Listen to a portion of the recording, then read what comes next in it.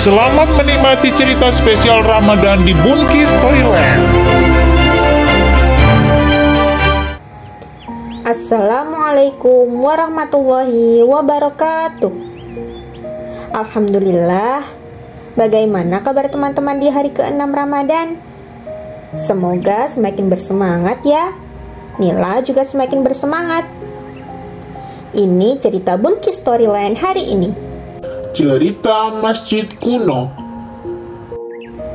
Nila membantu ibu membuat berbagai macam jajan tradisional.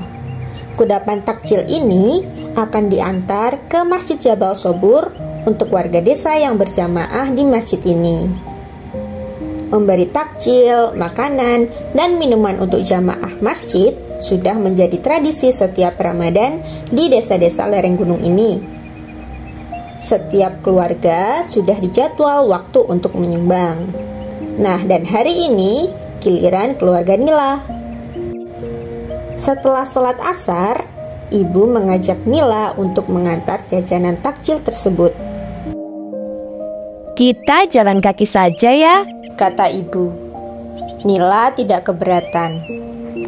Sementara Elbon tidak ikut. Ia akan menikmati sore dengan terbang mengitari hutan sampai ibu dan Nila pulang. Setengah jam kemudian, mereka sampai di sebuah masjid. Terdapat papan kayu yang sudah usang, tertulis Masjid Jabal Sobur. Semua bagian bangunan masjid terbuat dari kayu. Beberapa bagian sudah keropos. Masjidnya kayak kuno ya, Bu? Gumam Nila. ini memang masjid kuno. Cerita yang pernah ibu dengar, masjid ini dibangun tahun 1790-an. Kata ibu. Wah, benar-benar kuno. Suara Nila lantang saking takjubnya. Seorang bapak mendekati mereka. Dia adalah penjaga masjid ini. Buru-buru, ibu dan Nila beruluk salam. Saya marbot di sini, Bu. Kata bapak itu setelah membalas salam. Ibu menyerahkan jajan takjil kepada marbot. Ini benar masjid kuno ya, Pak? Tanya Nila tidak sabar. Bapak itu membenarkan. Mau mendengar cerita Bapak? Tanya bapak itu. Nila langsung mengatakan kesediaannya. Pak Salim, nama marbot masjid ini, menyilakan ibu dan Nila duduk di serambi. Masjid ini semula hanya surau atau musola yang didirikan oleh Mbah Sobari dan beberapa orang pengawalnya. Mbah Sobari itu salah seorang pengelana, di mana beliau bermukim selama beberapa bulan dengan menyampaikan ajaran-ajaran Islam. Dari waktu ke waktu, pengikutnya semakin bertambah. Di antara para pengikutnya, 6 orang mengikuti perjalanannya berkelana.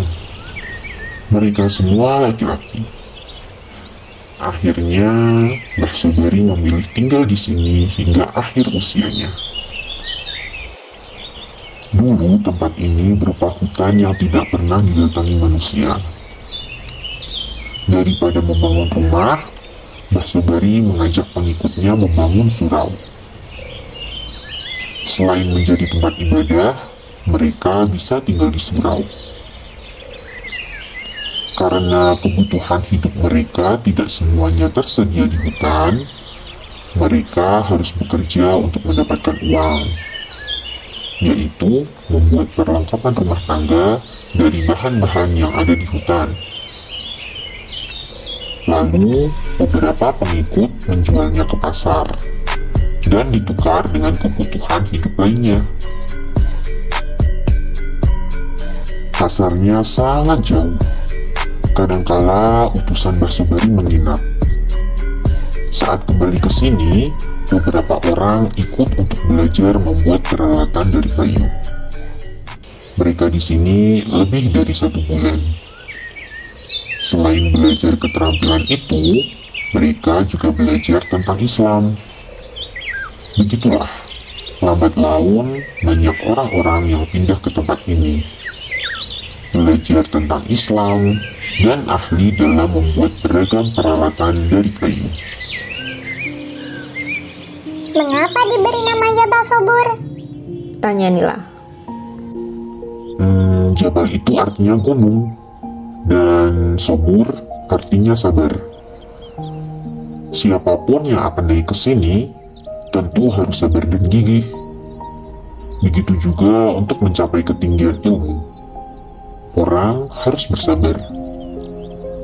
Belajar itu harus sabar dan tekun. Nila sangat takjub dengan cerita dan penjelasan sang marbot. Apakah semua masjid punya sejarah sekeren itu, Bu? Tanyanya saat hendak pulang. Sepertinya tidak. Coba kamu cari tahu. Setiap datang ke masjid, kamu bisa tanyakan ke marbot atau pengurus masjid. Nila mengacungkan jempolnya, tanda usulan ibu sangat keren. Apakah kalian tahu kisah berdirinya masjid di daerah tempat tinggalmu?